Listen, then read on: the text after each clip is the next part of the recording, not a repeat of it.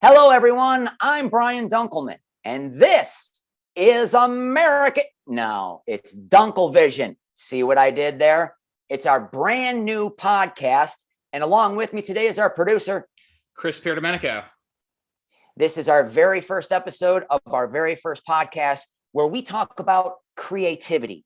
We're going to have guests that you remember, oh, that guy from that thing, or that movie, or that show from 25, 30 years ago, because it's not sex that sells, it's nostalgia. Everybody's into it.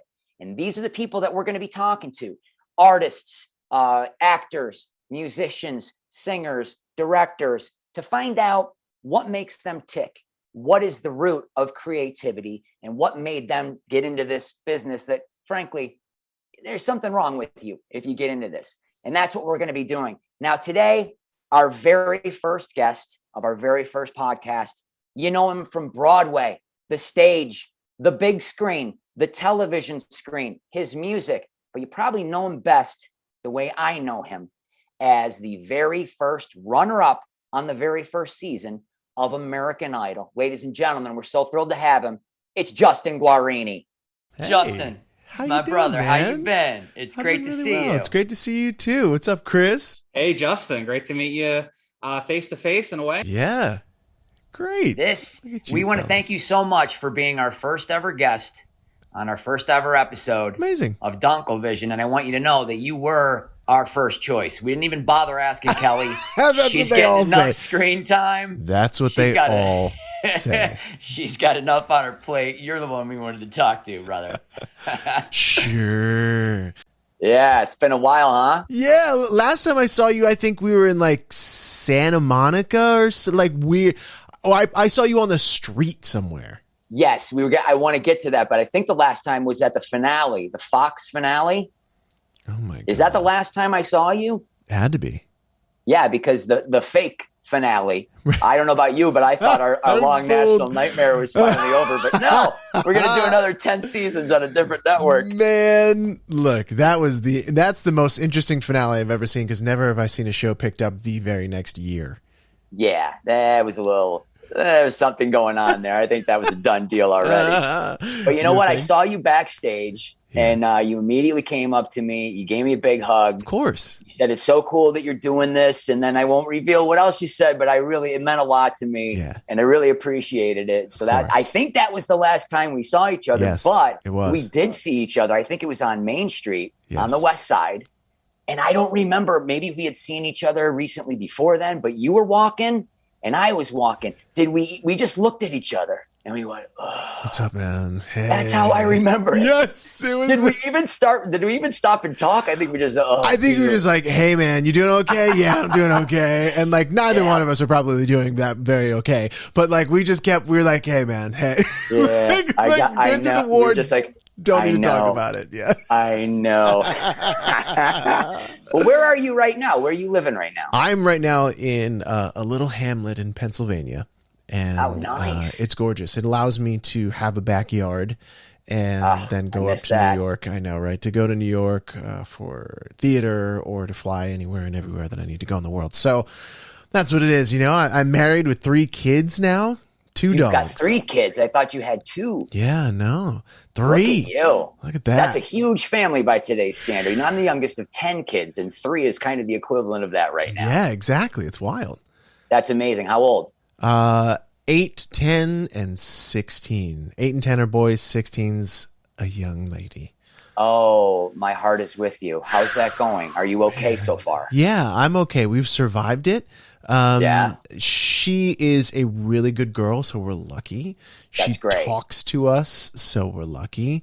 And, you know, staying out a little bit late is probably one of the worst things that she does. That we're aware of anyway. As much as anybody can be aware of anything nowadays with how much you can hide on the phones and everything. Of course. Yeah. I mean, bringing a kid up with social media, my kid, I have an 8-year-old son. And he asked me the other day, he's like, Dad, when am I going to get a cell phone? I said, I don't know, when you're 16. 12th and never. When you're 20. Yeah. When you get a job and buy one yourself, because he's dead weight at this point.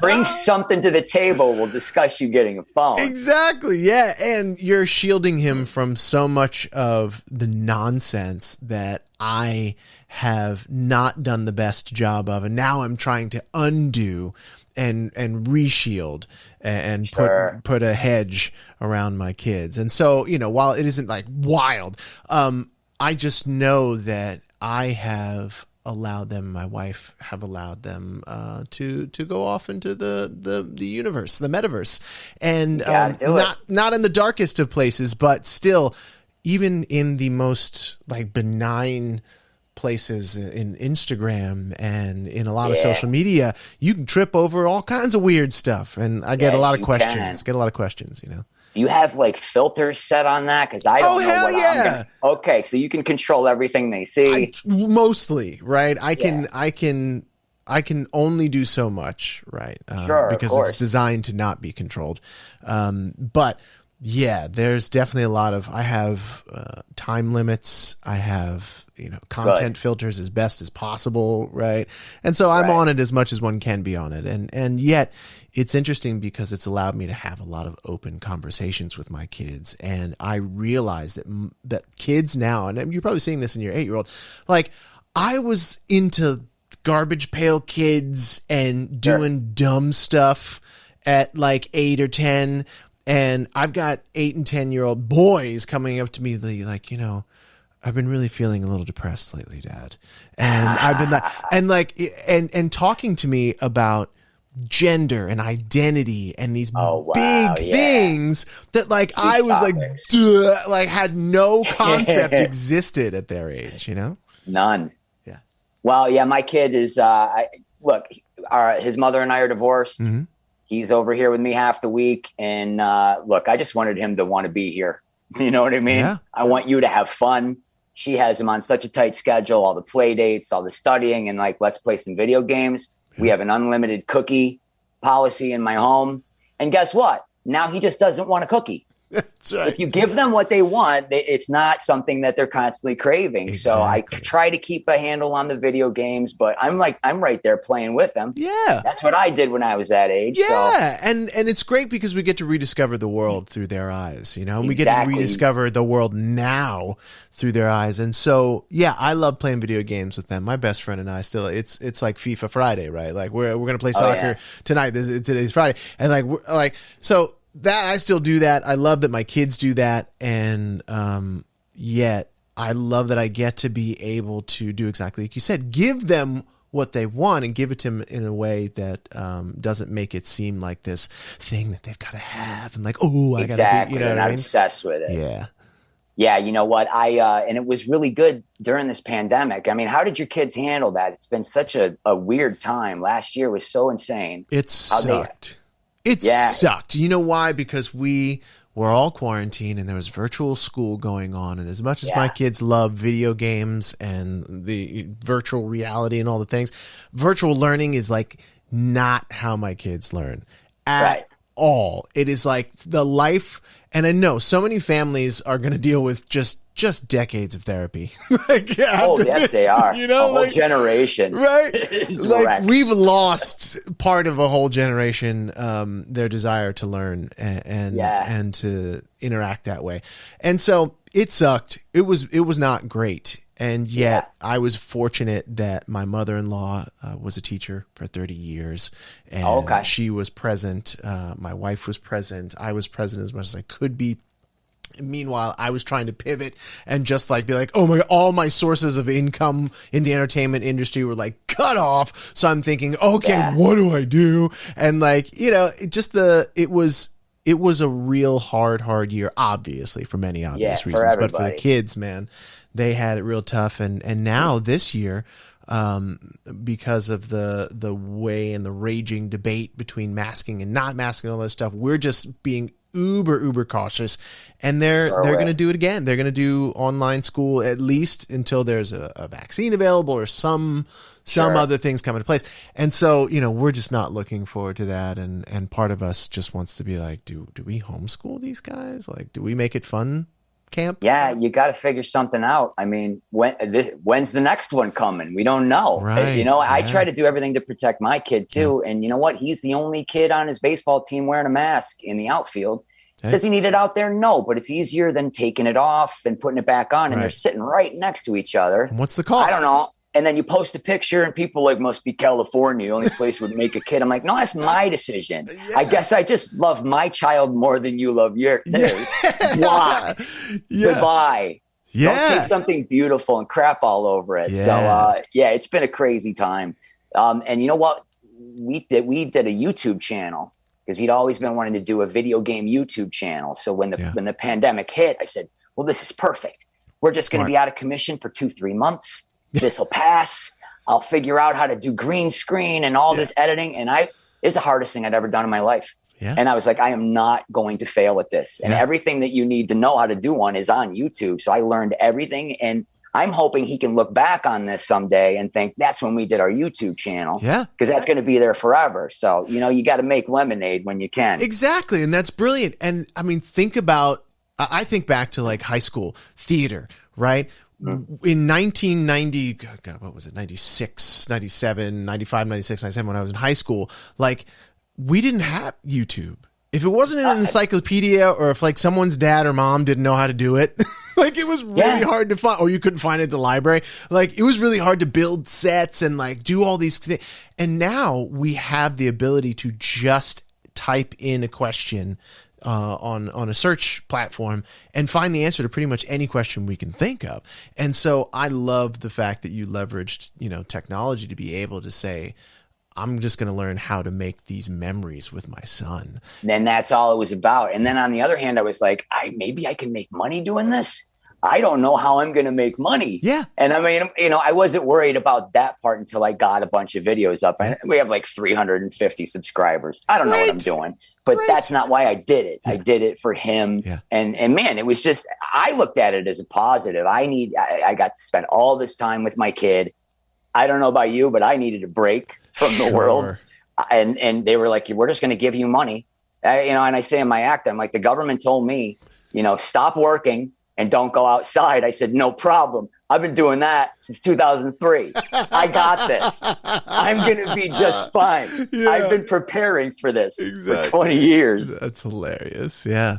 Well, listen, man, on this podcast, our first kind of question that we get into, it takes a special person to get into this industry, no matter if you're an actor, a singer, a writer, a comic.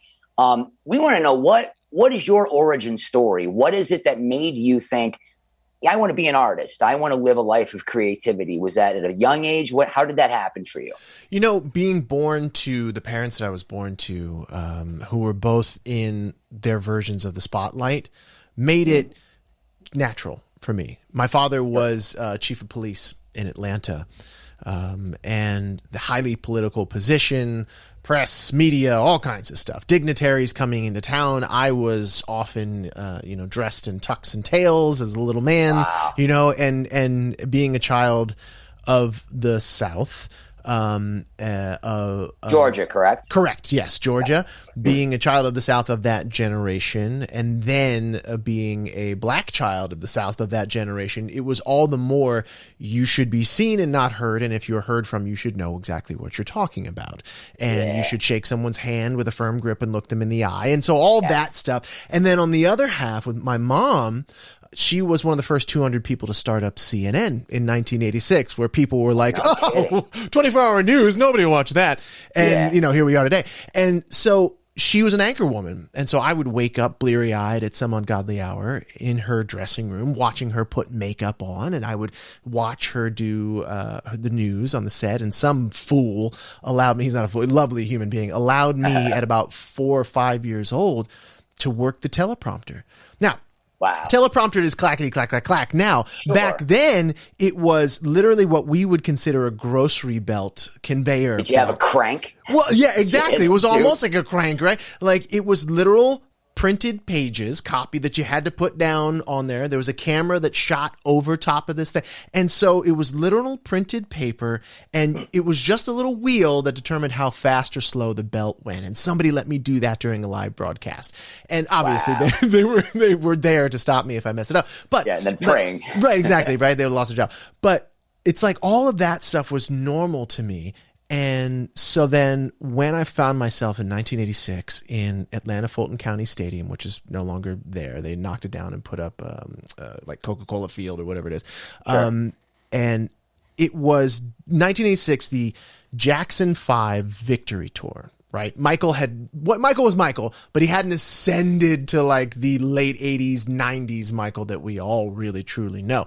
And yet he was getting back with his brothers, and it was this big thing, Jackson 5 getting together. And I remember being in the audience, and I remember seeing them performing up on the stage, and like what we know and love from live concerts, right? The kick drum, I could feel it in my chest, the lights, the costumes, the music, the audience, just the sweat, the air was thick with just energy. And I will never forget, and I don't know why I did it, other than it just was that aha moment for me. I remember pointing to the stage and saying to no one in particular other than myself, I want to do that.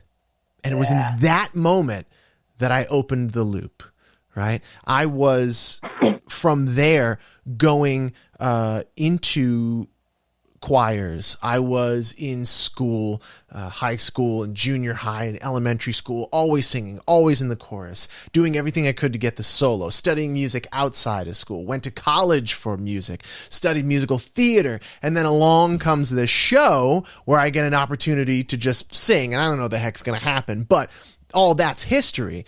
Yet I remember at 23 then, so 8 years old, I say I want to do that. At 22, 23, I was coming up on an elevator in the middle of a stage with 30,000 screaming fans in the first season American Idol national tour. And it was in that moment, I didn't realize it now, I realized it then, or I didn't realize it then, I realize it now, that it was in that moment that I became that person that 8-year-old boy in 1986 wanted to be. But that's not the coolest part of the story for me.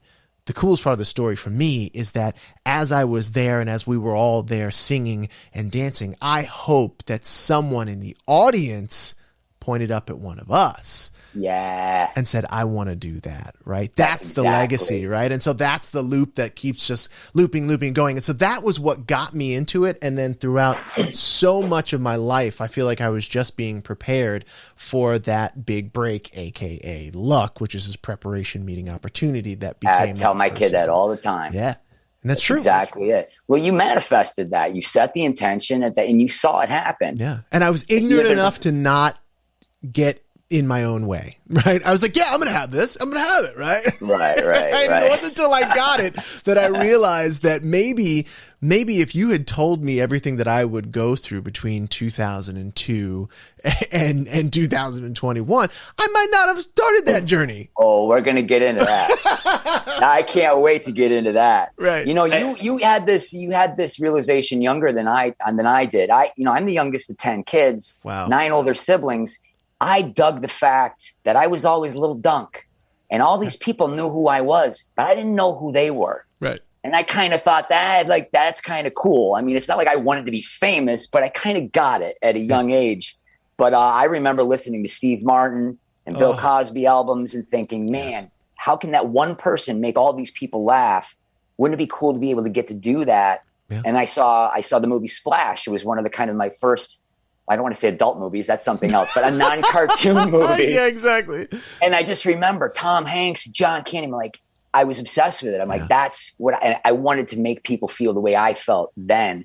So that's really cool. Now you lived in Pennsylvania, you studied there, and then you went to New York. Now you had an offer for Lion King. Tell me about that during the Idol where you were getting ready to audition. It was wild. No, I had already booked Hollywood week. Justin, occasionally you're very privileged when you do a competition like this to hear somebody who's undiscovered with a voice like yours, and this is one of those moments. Amazing. So it's a yes to Hollywood. Congratulations. Welcome to Hollywood, Justin. Hey! Welcome. They're like, you're going to Hollywood. And at first people were like, okay, free trip to LA, sweet. Nobody knew what the hell that was, right? We're like, you're going to Hollywood. Great, I'm going to California. That's whatever all we knew. Means, whatever that means, right? And so I was in my car and I worked at this great job, and it still exists, for a DJ company, Cutting Edge Entertainment. And I went to my boss and I was like, hey, there's this thing in California, I gotta take some time off to go do it. I don't know what it's gonna be.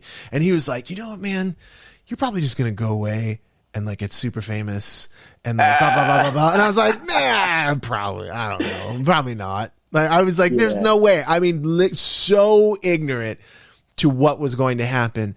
And yet I remember sitting in the car, waiting to go to work that day to do some administrative stuff I had to do. And and there's a joke in the theater business. Like, oh wait, when your phone rings, like, oh wait, I'm sorry, that's Broadway calling. Excuse me, I gotta go. Right. It was literally Broadway calling. And it was Jay Binder's office who cast The Lion King. And he was like, hey, we know you've been auditioning for years and I hadn't heard from them for years. The last thing that they told me, 2.5, 3 years before this was like, hey, we love you. We know that there's going to be a spot and a place for you. It's just not the right time right now. And so, blah, blah, blah, right. And as an actor, I'm thinking like, yeah, right. If I had a dime, I wouldn't be working here. So, I get the phone call and they're like, we have the role for you. It's a great chorus role. It's a great place to break in. It'll be your Broadway debut. And I'm thinking, this is what I've always wanted, right? I studied for this. And I said to them, well, there's this thing out in LA. I might get cut. I'll make a cut. Can I call you back in a week? And they're like, yeah, call us back in a week. And so I go out to Pasadena. The rest you can look up on YouTube. And I will never forget the moment I made the decision. I came up to the proverbial fork in the road. I knew I had to call. It was about a week later. I knew I had to call Broadway and say yes or no. And yet I wasn't even in the top 30 for American Idol. They were just getting to the point where they put us through the ringer and told us who was going to be in the top 30, who wasn't. And so I remember walking down the aisle of the Pasadena Civic Center and looking up at the stage and seeing the elliptical American Idol logo and the lights and the smoke and the dais where the judges sit. And again, like one of those things, like for no apparent reason, I just started bawling. And I'm not a crier. I was definitely not at 22. And I'm more so now, right? Because I have kids and I'm older and I'm more broken. And like, and like, I just started crying. And it hit me in this moment that like, oh my goodness, up on that stage at the Pasadena Civic Center, that is the same stage that at the 50th anniversary of Motown, Michael Jackson first revealed the moonwalk to the world. Yeah. So many people had done so many things that inspired me to get into this business, that I had just been these moments. And I realized I have to go with this thing. A voice just said, go with this. Yeah. And I yielded. I listened. And I called them and I was like, hey, I don't even think I had a cell phone at the time. Maybe I did. Maybe I called. I don't think I had one. Yeah, I don't think I don't think it was. I think I literally landline called them and was like, "Hey, I'm so grateful. Thank you so very much. Broadway has always been this thing that I wanted to do, but I'm going to go with this other show." I mean, literally jumping without a net. And I said, thank you, please keep me in mind for the future. And then the rest is history. And 10 years later, would you believe it? All these weird sort of like open loop, closed loop things. 10 years later from that moment, about 10, 11 years later, I would be at the opening night party of my very first Broadway show.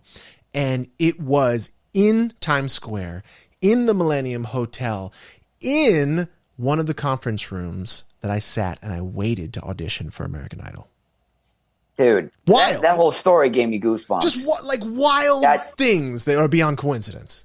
That's the universe laying it out for you. Yeah. Now, do you ever go back to that moment and think, what if I would have gone and done The Lion King? Yes. All the time, I bet. Oh, sure. Dude, but when I auditioned for American Idol, I went in late in the process, and then they were like, can you stick around? The executive producers are coming over. Yeah. I'm like, okay.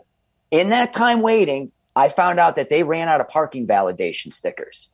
And I was pissed because as a broke actor, it's a big deal. And I was like, I was told I didn't even want to come in on this. I'm not going out for any hosting stuff anymore. And I honestly, I walked towards the door and I was going to leave. Yeah. And I've always thought back, what if I would have, because that just branched me off into a completely different reality. Yes. I don't know, man. That's an amazing story, dude. Now, like, do you remember meeting me in New York?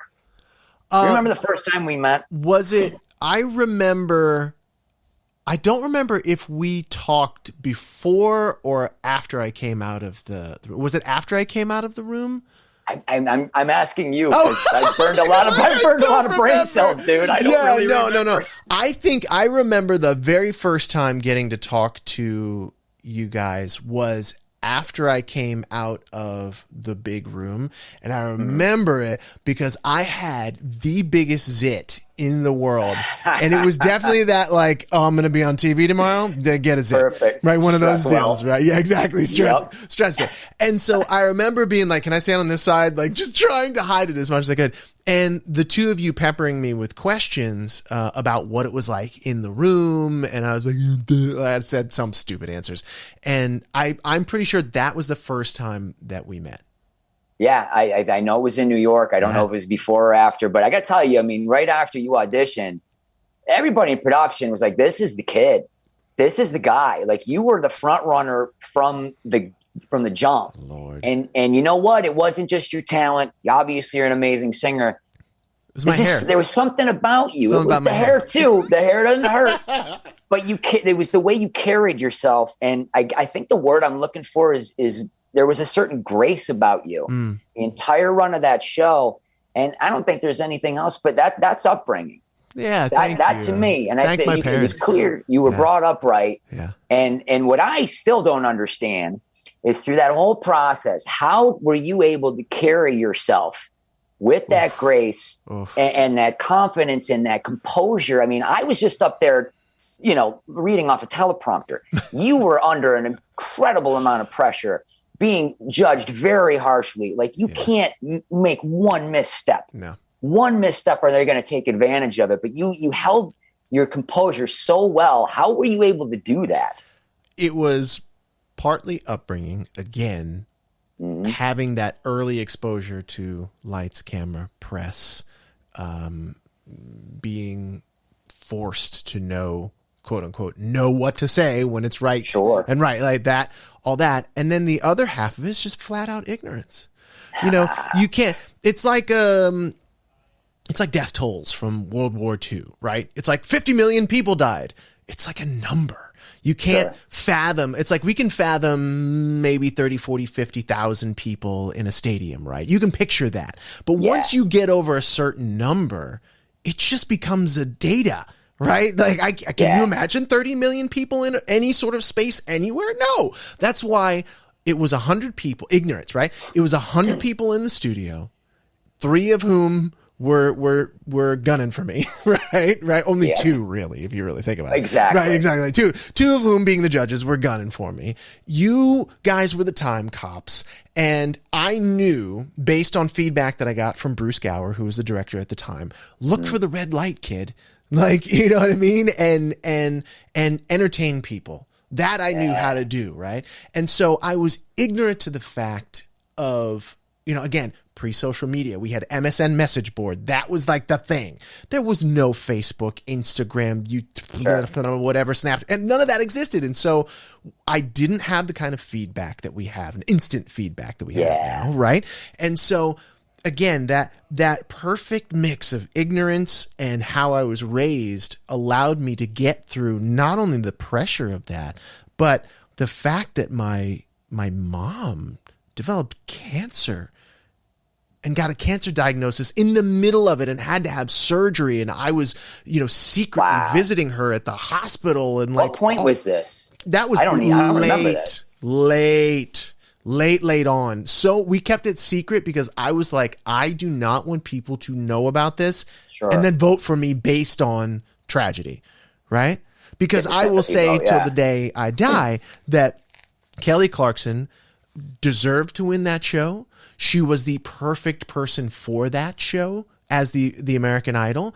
And I feel like had I won that show, I would have been a flash. And you talk about those alternate realities. I would have been a flash in the pan because my mindset was I'm going to show up and I'm going to give 100% and these people are going to take care of me. And as you, me, and everybody else who's been in this business for any more than a few minutes knows, they don't care about you at the end of the day, right? No one's going to take care of you. No one's going to take care of you but you. And that's it. And so that attitude would have been the death knell, I guess, for me. Whereas Kelly was more savvy, obviously vocally just to the moon talented, right? Like she was just poised and positioned for that that role. And such a gradual kind of, laying in the weeds from the beginning. They couldn't even find her original audition, if I'm not mistaken. It was hard. Every week it was like, wow, she was great. Yeah. Wow. Yes. And dude, like, I mean, do you remember it was one of the last shows we were in the Kodak and they weren't supposed to know we were in the Kodak, but we couldn't have the other studio. Right. And I think she sang that, I can't live if living without you. Right. I don't know who sang that song, but I watched that performance and I went, it's her. We thought it was you the whole time, but she just every week in that moment, I was like, I got the best seat in the house right now. Yeah. And I'm seeing a superstar. It was crazy. Yeah, it's wild. And to know that, I mean, I just feel so lucky that I was part of that journey and the progression and to be able to watch that. And I learned so much about who I was, about life in general, about this business, about what makes me happy and what completely makes me depressed from that. I mean, what was it? Was it like 4 or 5 months? The show itself? It was just about 5 months, right? That 5 months and then the resulting couple months after that of tour and the movie was like living an entire lifetime. I feel like I've lived 2 or 3 lifetimes since that. But between the ages of like, oh my God, 22 and 24, it was like I lived 10 years worth of ups and downs and everything. It's unbelievable. I was doing funnels. That's all I was, I was playing quarters. That's all I was doing those years. Yeah. You were on television for 20 million people. Insane. I remember one specific moment. I don't know how far into the season we were, but you gave a great performance. And then Simon gave you a little bit of criticism. Oh, yeah. And then I remember you're like, Simon, I really respect your opinion, but what do you guys think? And the people lost their minds. And it was like, that was the storyline. Yeah, Justin Guarini's head cost him votes. Exactly, right? Like, you think masking is polarizing. I mean, at the time, 2002, you would have thought that I put up both middle fingers and look, later on, years later, everybody would go after Simon, right? And it was like the thing. But like I had to be the a-hole who like broke the mold and was like, and I thought that it came out as respectful and as a sort of like, what do you think? Like, audience, like, nah. It did. But people hear what they want to hear, and of course, they're making a story. They fed them that way. Exactly. They played it over and over, and I thought it was just pretty cool showmanship. But that's what I'm talking about. Like, you had no room, any little misstep. That's what like amazed me about all you kids. Like the pressure of you just can't screw up once because that's what they're looking for, man. Mm-hmm. Not only are the judges. How did you handle the nature of that show, though? Because that was the apex of cruelty for American Idol was that first season. Yeah, of course, because nobody knew. It was. Yeah, nobody knew. It was. Okay, I will say it was, but it also wasn't, because in that first season, because there were no rules other than what made it across the boat from the UK, right? Like all of us spent so much time together. All the kids, the judges, and you and Ryan and I, and the producer, we all were just like, hey, we're building this thing as we're flying it. You know what I mean? And so, that was pretty awesome. Because I, as someone with my sort of bent, like I was in everybody's department, checking out what they were doing, trying to learn as much as I could, because it just fascinates me, the whole thing. Sure. Yet at the same time, we had, because we were the number one show on television, we had the press looking, sniffing for anything to take us down. And I'll never forget Ken Warwick talking to me about that and just saying like, you cannot do X, Y, and Z because they are looking for anything to be able to destroy us. And so how do we deal with it? I think, again, ignorance. And I think that we just, all of us who ended up making it into like the, I don't know, like top 5 or something, or top 4. I mean, top 4.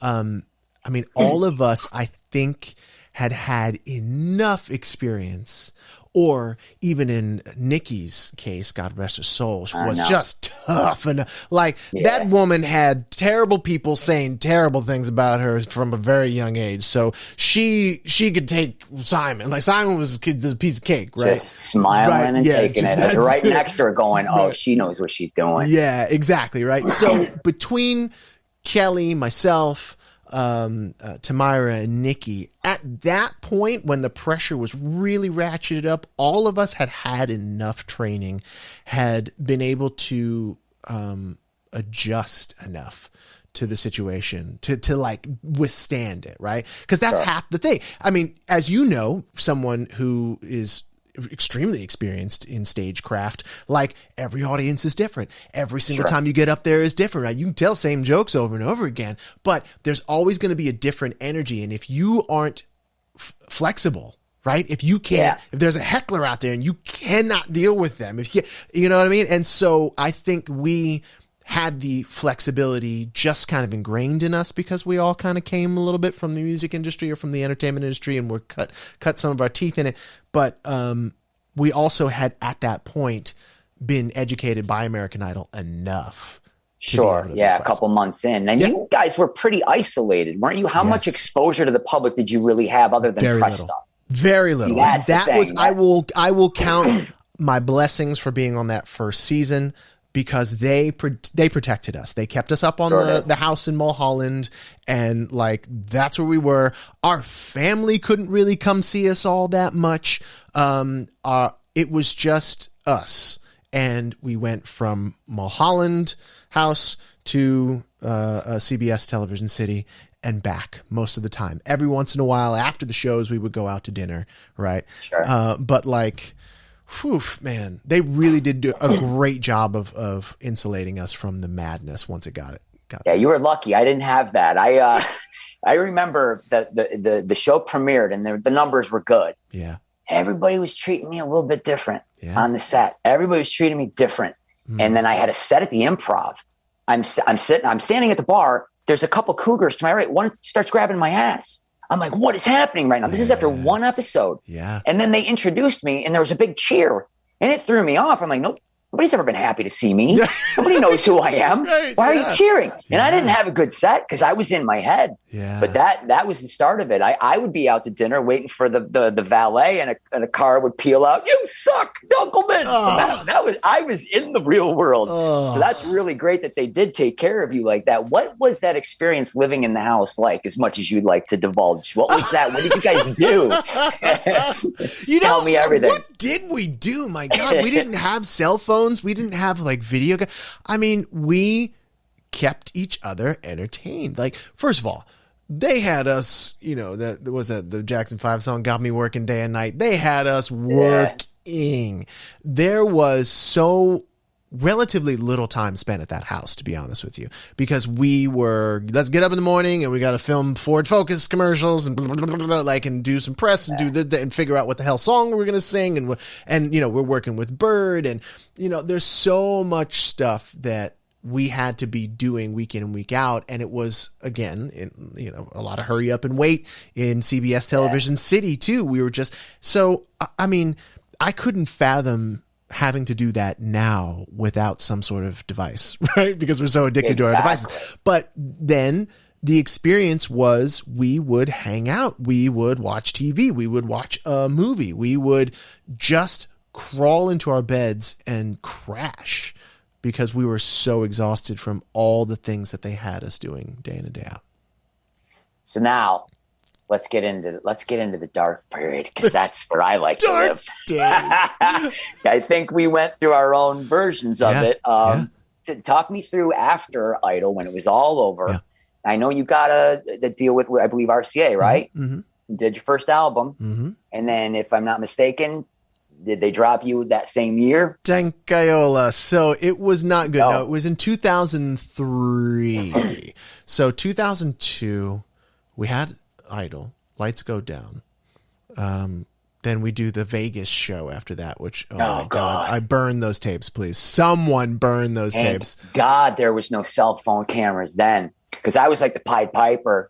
And all these, they can tell, I got like 10 of them following me around, going, I was bomb hammered. Yeah. Bad. Oh, God, thank God. Right. That footage exists. So many shenanigans. And so then after that, we started prepping for the movie from Justin and Kelly. And then we filmed from Justin and Kelly. And then after that is when I really started hunkering down and recording the album, because I had time. Kelly was like, we got to get it out. Boom, let's go. Let's do it. Moment like this. And then, Thankful, the album. And then I had a little bit of time. And that was when it started unraveling, because we were doing from Justin and Kelly. And just before that meeting, I'll never forget sitting with Simon Fuller, the creator of the show, the executive producer at the time. The puppet master. Right, the puppet master of Puppet Masters. And with Clive Davis in this corner office, which was in Manhattan, Midtown Manhattan. It was right across from the Trump, not Trump Towers, but the other Trump hotel that was in Home Alone. And like, I remember sitting in that office, and I had to catch a flight to go down and film. And Simon Fuller was like, no, let's just sit here and have this meeting. And I'll never forget, Clive Davis said to me, I think you should sing White Pop. That was his big proclamation. I think you should sing White Pop. I said to him, but Clive, I'm not white. Yeah. I'm not white.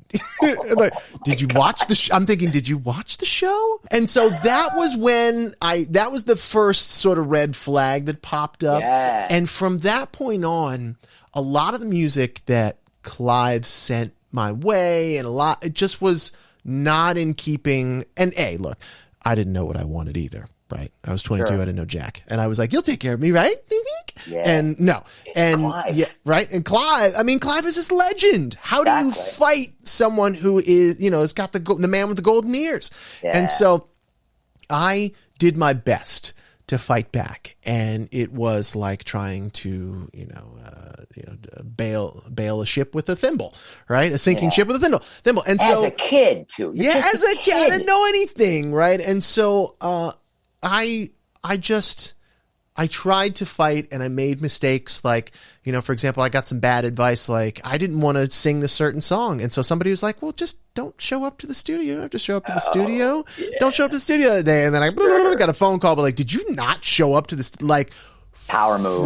It was a power move with someone who had no power, really, right? So it was just a dumb move, right? Yeah, so it was just a dumb move. So that began the slide, and then I think once I fell out of favor with Clive and those in power, my album became an afterthought. It's like, oh, hey, here's Kelly's album, and here's Clay and Ruben's album. Oh, and here's Justin's album. Right. So I fell in this really gray period between, hey, we're ramping up the next season of this massive show, and it's going to be even bigger because this year, instead of 10,000 people nationwide showing up, you're going to have 100,000 people per city show up. Right. Sure. And so they knew they were onto something. Everything was. And so I fell into the cracks there. And even I went on Oprah with Clay and Ruben, and Oprah, bless her heart, she was like, so you're releasing your album at the same time as Clay and Ruben? She put it out there, and me trying to be as politic as possible, I was like, hey, yeah, that's it's above my pay grade. It's going down. I was like, And so what ended up happening, the beginning of, I think, the darkest period, was when the record label dropped me. And the way the contracts were set up, the record label and the management company, the management, 19 management, those were coterminous, as they say. So when one goes, the other goes, right? And that just was what it was. And bless his heart, Simon Fuller called me up, and he's like, hey, we would love to continue to work with you. Can we do this? Can we do that? And I said to him, with all due respect, I don't want to do this. I need a break. Yeah. I need to stop. You got to get off that wheel. And I got off the wheel because I became, and you know what I think really did it for me? Because, I was the brunt of late night TV jokes, hair, all kinds of stuff, right? Kelly was on the Ascension, and I know. I know you know. Oh, somebody was on the Ascension in my situation as well. Yeah, exactly, right? Where there's parallels here for sure. And so I will never forget finding out how I was dropped from my record label. And I think that was the dagger for me. It was a Saturday night. I was living in a mansion in Bel Air, Beverly Hills, like straight up Fresh Prince style. And I was miserable because my album hadn't sold well. I, again, was the brunt of most late night jokes out there if they had to do with anything with American Idol. And I remember just being like, I want to turn on the TV and watch something. I don't want to go out in LA and be like me out on the strip. Like, I don't want to do it. And it was Saturday night and I turn on SNL and Tina Fey is reading the Weekend Update. Tells you when it was. And she's really getting into the monologue and like, boom, funny headlines, great, funny. And then all of a sudden my head pops up in a picture right next to her face. And she said something to the effect of, and this week, Justin Guarini from season 1 of American Idol was dropped from his record label. And now he looks like this. And they flipped the picture to Art Garfunkel. Which is funny. Funny. Good joke. Good joke. I have an affinity for Art Garfunkel. I do. I know. We all do. Peter Scolari. It would have been really funny had I not found out. If I had not found out right then and there, along with however many other millions of people were watching, that I was dropped. That's the way it went down. Right? And so that's why I was just like, you know what? I got to go. And I literally that week booked a plane ticket to the furthest place away I could think of, New Zealand. And I went, and by myself, I bungee jumped, I skydove. I did anything that I could to feel something, to feel alive. Drank myself silly. You know what I mean? Like just anything to not be me. I did the same thing, man. I was going to ask how you dealt with it because I dealt with it with bourbon and Coke. Yeah. And I didn't want to feel alive. I didn't want to feel anymore. But that's the interesting thing. I wanted to feel again because I have felt so numb trying to just get through the day being me, knowing that I had the proverbial kick me sign on my back. Right. And everywhere I went, there was, it's Justin Guarini from American Idol. And like there was always that undercurrent of disrespect or like, too bad. Yep. You know, all that. And that's why we shared that look. Yeah. And that's why I wanted you to be the first guest. Yes. It was because we went through the ringer, dude. Yeah. And you see your heroes making jokes about you. Yeah. But if you only knew who I really was, you'd like me. That was tough. How long did you stay in that place? I mean, I should have gone to New Zealand, dude. Yeah. If I knew and I had to bungee jump. Oh, look, I wouldn't have I thought about it without the actual bungee. Yeah, exactly. Right. No, around my legs. Right. No, I get that.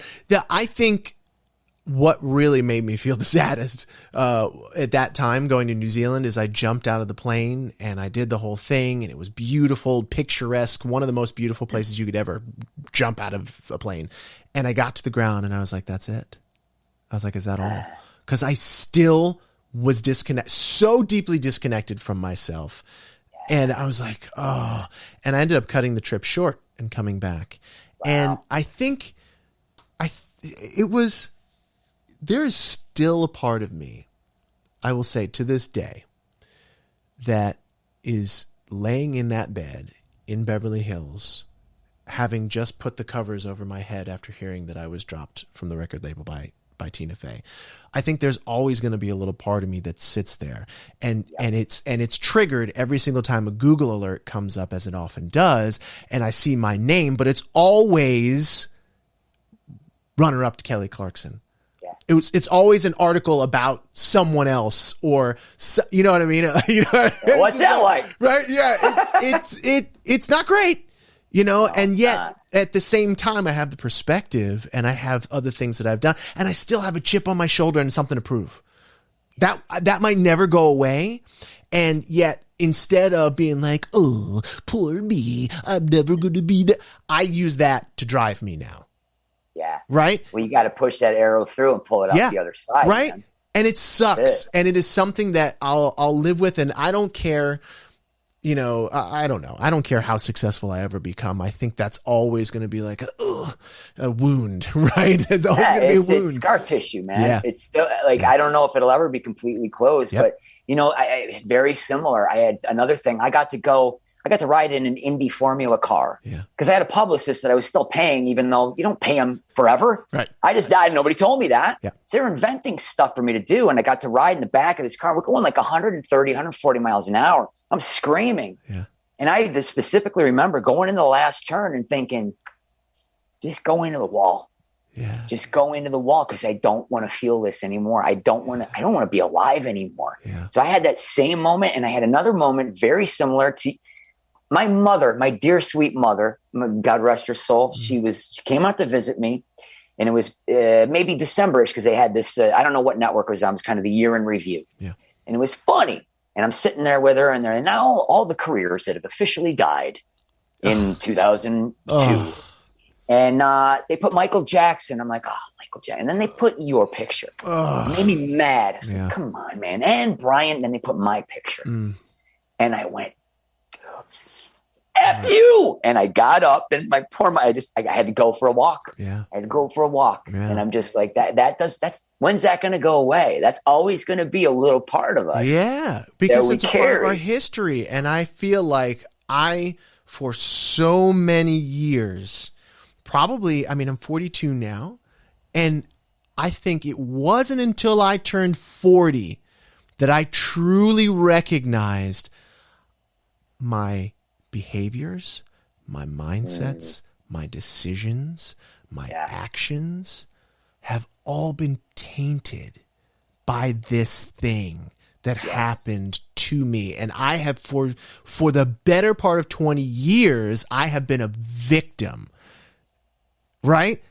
Like, I have been a victim for the better part of 20 years. And it's not until the past 2-3 years that I've really been like, no, that is, I think of all the time I wasted. Think of all the opportunities I wasted. Think about how I showed people and behaved in ways and spoke in ways that made me not enough and seem less than, so that I showed up as less than, so that I didn't show up, so that I wasn't all the things that I feel like were burned out of me by that experience.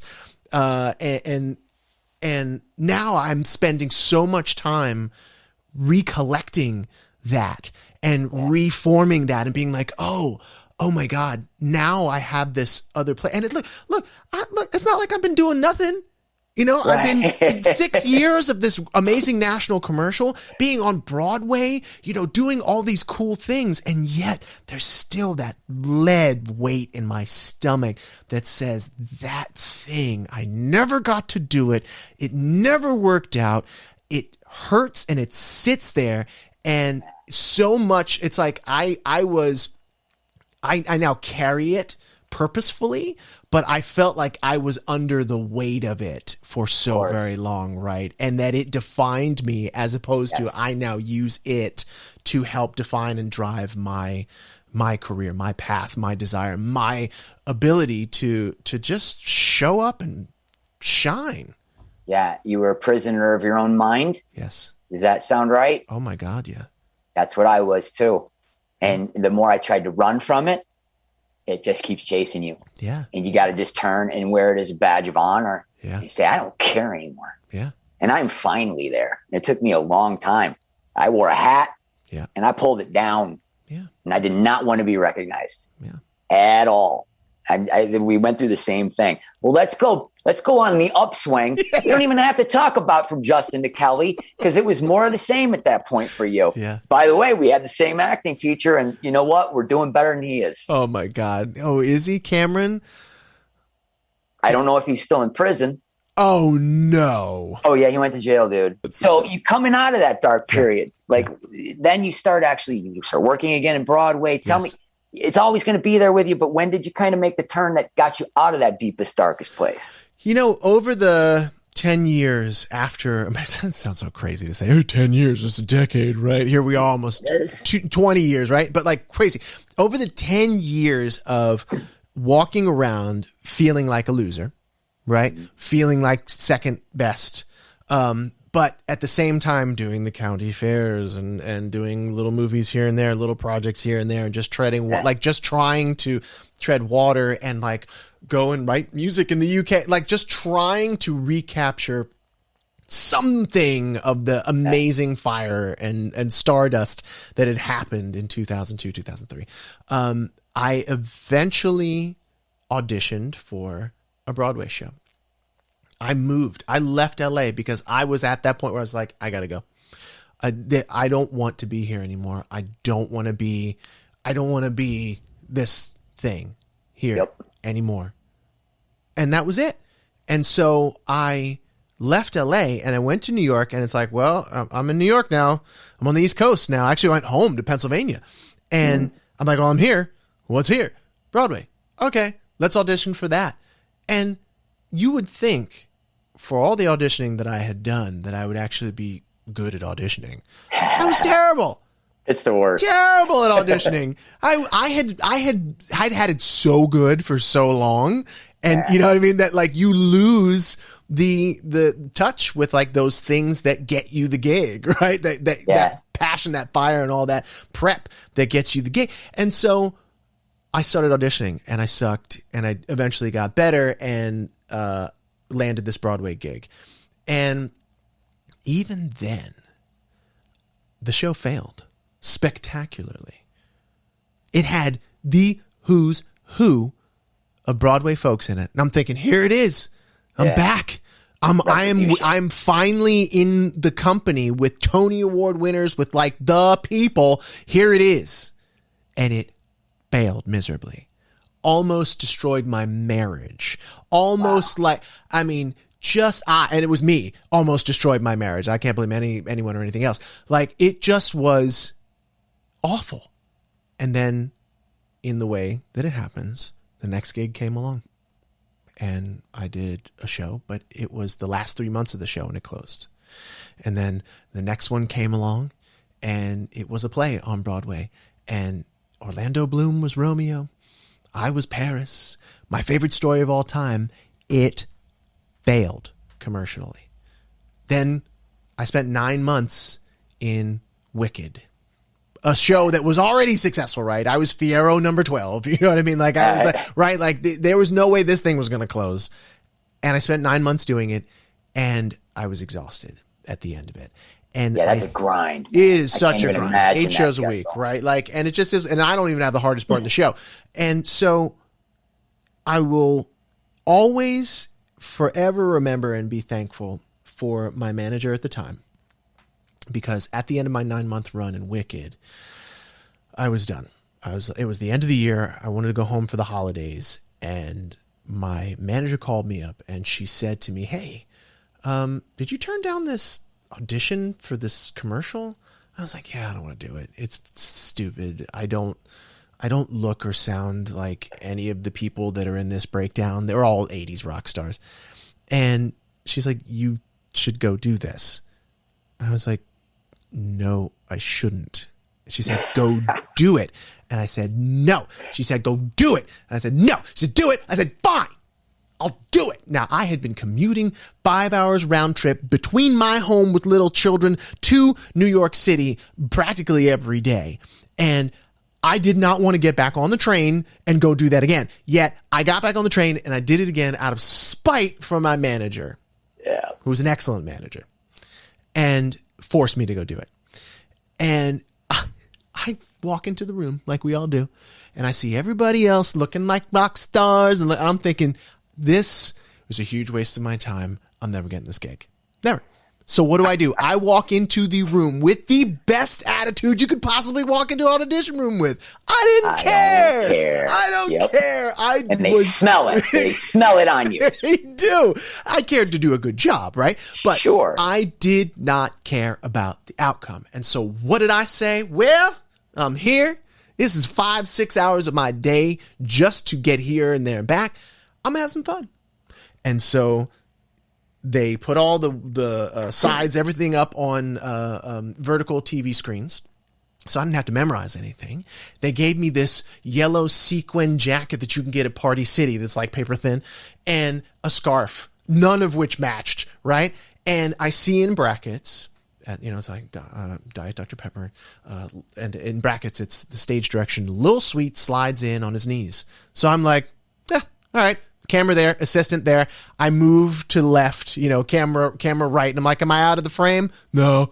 Okay, move a little more. Am I out of the frame? Yeah. And so I go sliding into frame, as it says in stage directions, me being a theater kid. And I go, Lil Sweet sliding in on his knees, and being like an idiot. And I start singing things in the text that aren't supposed to be sung, making up stuff, doing this sort of weird quasi 80s rock stars in a blender thing, and I'm done. And that's it. Thank you very much. Thank you very much, sir. And that's it. And I'm thinking, all right, Christmas, here I come. Thank God that's over. And then, long story short, or long story less long, they call me back the next day, and I got to do it for the director who's in Spain and all the people, right? And I'm thinking, you know what? As they do to us, I'm thinking, oh, okay, look. Here's this kid in the audition room with me, and he looks a dead ringer for a mixture between like Steven Tyler and Prince and what's the dude who wears the bandana with the hat? I can't remember. Like all these rock stars, these 80s the rock amalgamation stars. of the classics. Right? The classics, right? And I'm thinking, this is what they're looking for.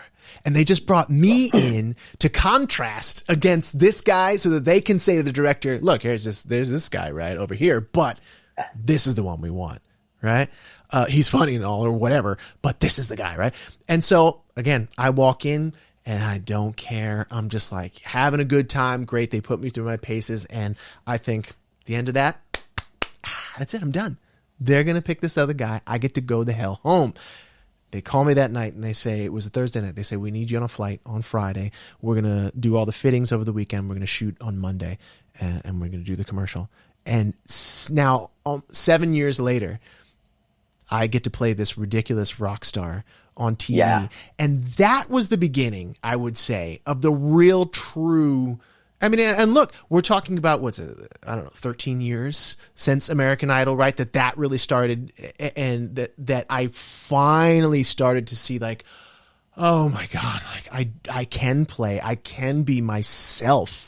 Right? Yeah. I can be me. Me isn't this bucket of shame walking around trying not to be noticed, or maybe trying to only be noticed for this one thing, but not the other.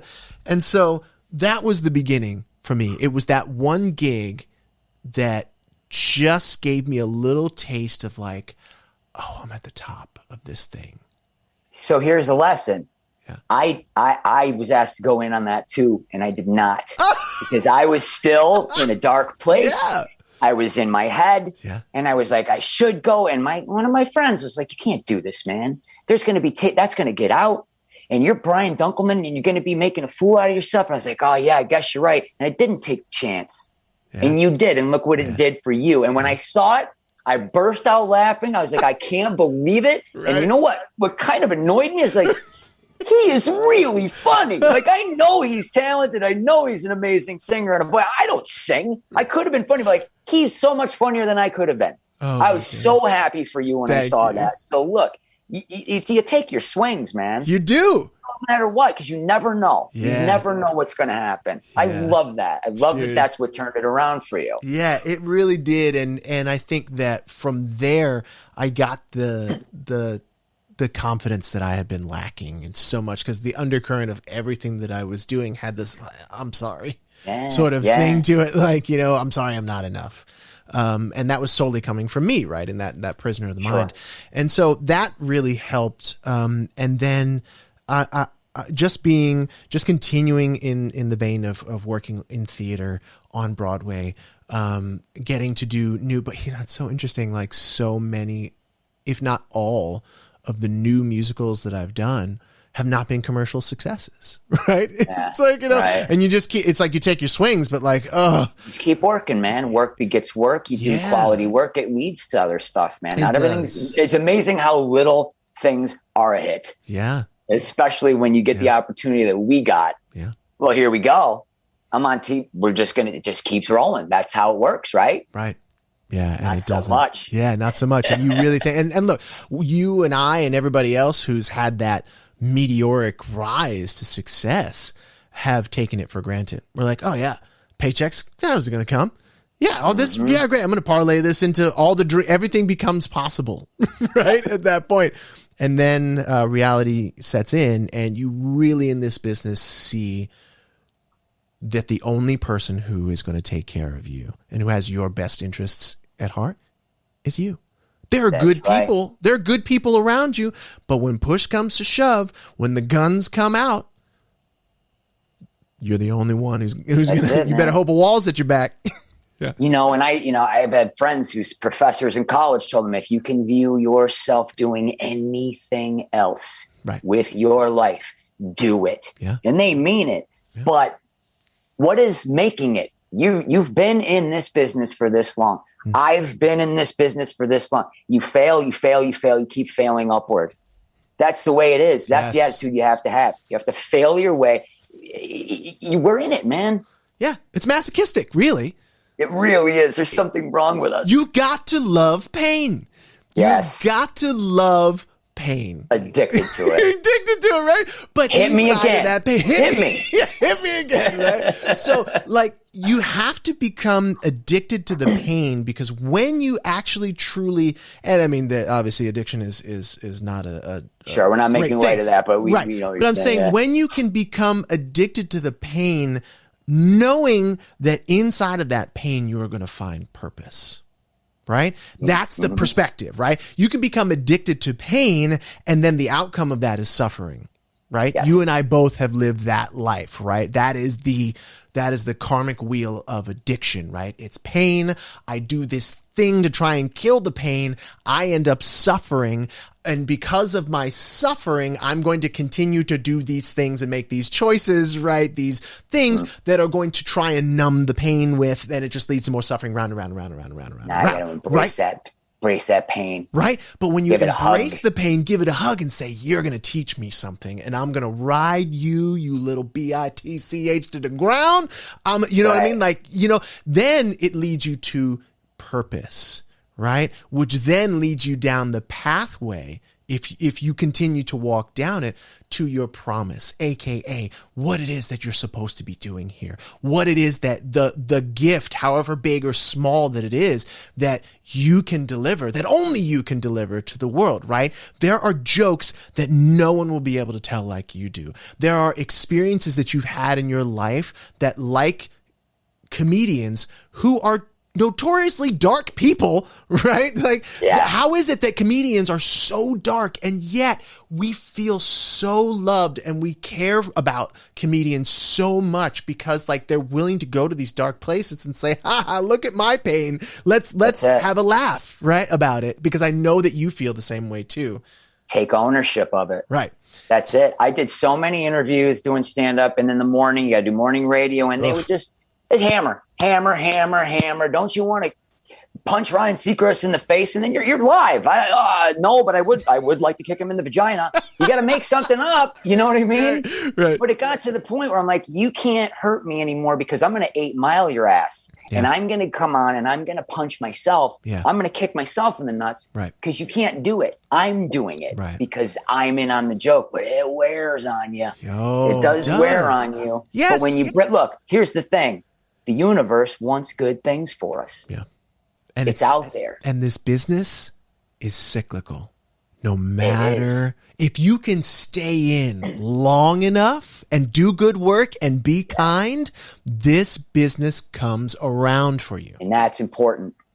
That's the number one thing that I've learned. It's how you present yourself, and it's kindness. I just tweeted the other day, I'm like the Taliban of the entertainment industry, just laying low for a couple decades, wait for it to blow over. That's right. It's my time. Yeah. It's my time now. Yeah, good for you. And yet, I mean, think about the massive amount of material that you have to pull from over the past 20 years. There's people that can't do my jokes. Exactly. They haven't lived it. Exactly. I want everything to be about personally and the way the life has affected me. Yeah. That's where true art comes from. It comes from the pain. Yes. Right. And dude, I can't thank you, man. Just thank you for being so honest. Yeah. And being so open about this. This is exactly why we wanted you, man. Let's turn it now. What do you got going on now? What are you working on? What do you want people to know about? I'm working on this book called Unbreakable Confidence, right? Funny enough. Love it already. Right? Just and then talks about yeah. And so the book Unbreakable Confidence came from a moment that I had, and it started with a book that I wrote called Audition Secrets. Speaking of sucking at auditions, I was like, I had auditioned for so long, and eventually got good at it, and then found myself in a situation where I was in an audition room, and I was so disrespected over a 3-month process. I was treated so poorly at the end of all of it. And I felt like I got to this place where I was like, do I want to even be doing this anymore? Like, I worked my ass off for this thing for 3 months, did everything they told me to do, interviewed people, went above and beyond for this job because it was one of the greatest jobs that I thought at the time I could have. And it's still a great job. And yet, at the end of it, when they were just like sloughed me off, it was that trigger came up, and I was like, oh man, I've been here. Is this what it is going to be for me? Is this what this is? Should I be doing something else?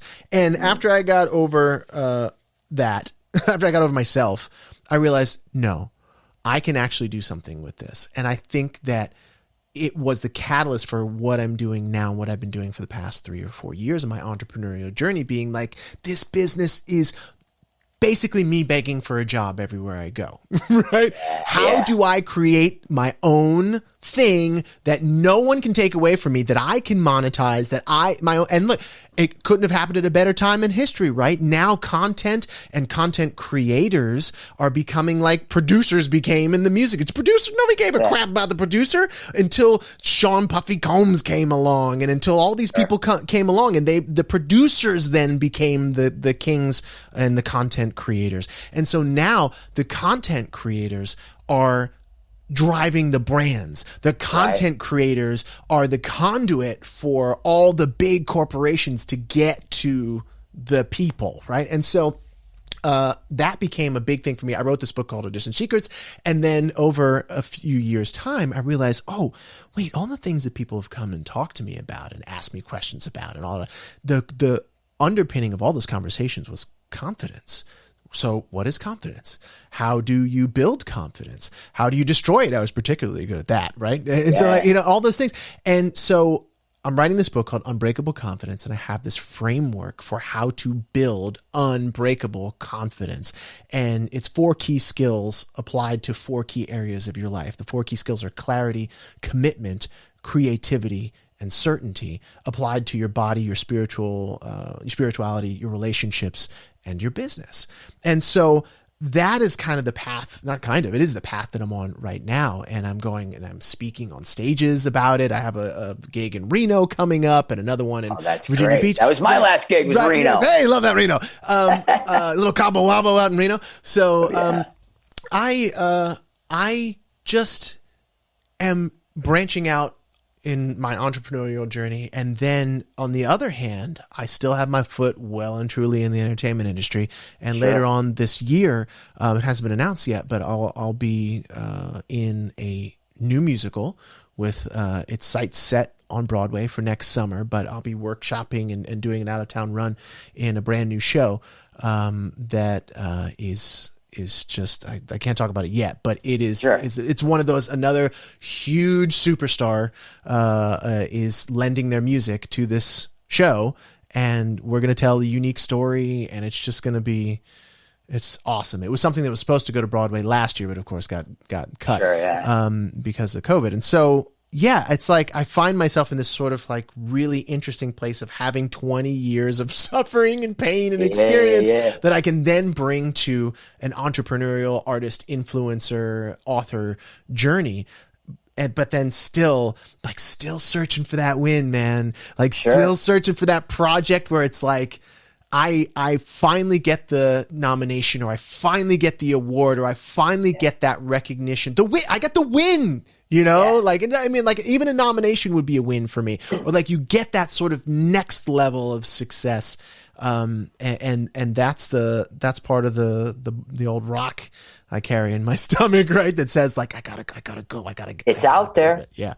It's out there. Quantum mechanics. I'm all in. Yeah. Every possible outcome exists in an alternate reality. Right. Hey, Seacrest is in one talking to you right now, and I'm hosting Idol, and I've got $450 million, and that helps me get out of bed, dude. Yeah, exactly. It helps me get out of bed. But you've seen yourself up there accepting that award, haven't you? I have.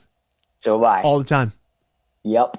Yeah. It's beautiful. I'm in for that book, dude. I need that book. Yeah, great. So I'll be looking for that. Where can people look for that? And just tell everybody where to find you on your social media and plug all those. Yeah. The book is at justin.club, not .com, justin.club. You can pre-order the digital version there. It'll be out in the middle of what will be next month from this taping. And so I'm feverishly finishing the book. As a matter of fact, I was just doing it right before this interview. And so anything else, anywhere else you want to find me, Justin Guarini, at Justin Guarini. If you don't know how to spell that, just look up the guy with the hair from American Idol. Quick Google search. Yeah, exactly. Well, listen, brother, I cannot thank you enough for doing this. Pleasure. It was amazing talking to you again and sharing this, sharing our shared pain. Yeah. And we're both ascending. And look, there's nothing that we can't do, brother. I really appreciate you doing this. Yes. And I wish you nothing but, happiness and health and success. And take care of those beautiful kids. I will. You take care of yours. And I'm so unbelievably happy that you reached out to me to do this. I love that you're doing this. And I cannot wait to see what you do with the wealth of pain and pleasure that you've had over these past 20 years, man. I always have been in your corner. I will always, what we said when we spoke the last time, it's like, that is, it was a challenging time for the two of us. The two of us, I think, were on parallel paths and are still on parallel paths. And I'm just very lucky to count you as a friend. And I really appreciate that, brother. I feel the same way. And you'll see all and more than you ever wanted to see in the film Dunkleman, where I sliced it open and ripped it out, and it's coming soon. So I thank you so much. My favorite part of American Idol was getting to know you contestants. I cared about you. I still care about you. And I'm so grateful that I'm still in touch with a lot of you. And thank you so much again for doing this, bro. Pleasure, brother. Be well. You too. Our first one in the can, Chris. What do you think? Dude, that was great. I mean, I don't think that could have gone better. I don't think so either. I mean, how open and honest he was. And I mean, that hit my gut, dude, listening to him talk about the things that he's been through, because I was right there with him. Right there with him. Dude, I watched you feel it on your face, even just on camera right now.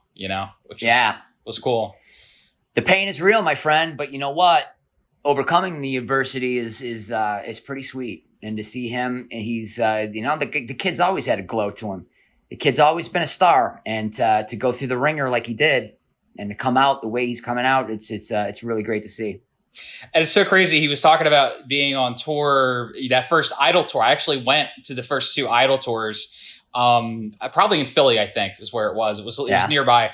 And just to hear that was the moment that he felt that he had made it, and that he wanted to be, on the opposite end, from being in the audience, being on stage. And no, I didn't become a singer, but I became a creative. I wanted to be the guy putting on the show, kind of the guy behind the scenes. So that was really cool to hear that. And then to hear that that's the way he was inspired. I want to do that. I want to make people feel the way that just made me feel. And I think that's what's missing. That's what's missing today. Now it's I'm going to get a bunch of views, and I'm going to get a bunch of likes, and I'm going to get famous, and I'm going to get on a reality show. People just want fame for the sake of fame. And guess what? It ain't what you think it is. Yeah. But to be a creative person and this is what I want to give to the world to make other people feel. That's why I got into it. And that's why I think the real quality entertainers, I think they're the same way. Yeah. And to be clear, we're not against likes. We fully endorse likes. Oh, well, please like this. Yeah. Like this, favorite it, and do all that crap. But for other reasons. Yes. Hit the like button, hit the notification bell so you know when you get a new video. When we put out a new video. Don't the kids say smash it?